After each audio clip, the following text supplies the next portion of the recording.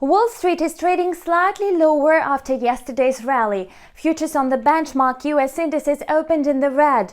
The US dollar is going through an upward correction versus its rival currencies. Nevertheless, traders are cautious about buying the US dollar until it develops a steady uptrend. Market participants are monitoring the news on the new stimulus package. The US lawmakers have reached some consensus, but they have not agreed yet on whether to curtail extra weekly $600 unemployment benefits. Such budget discussions are a barometer of risk sentiment.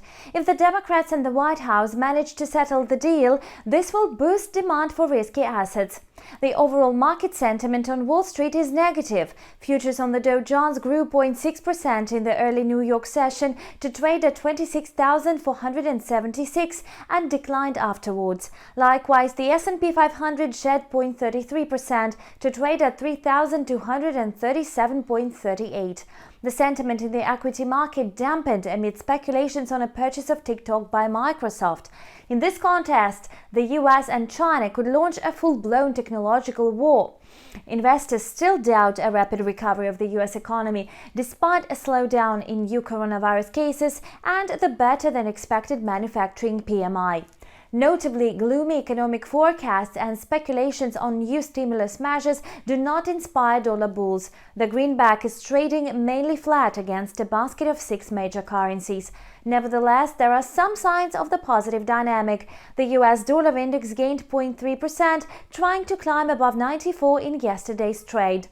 The Canadian dollar is losing ground amid a minor recovery of its American peer. The downward bias of oil prices also affects the Canadian dollar. The pair rose 0.23%, aiming to break the upper border of the current trading range of 1.3360 – 1.3420.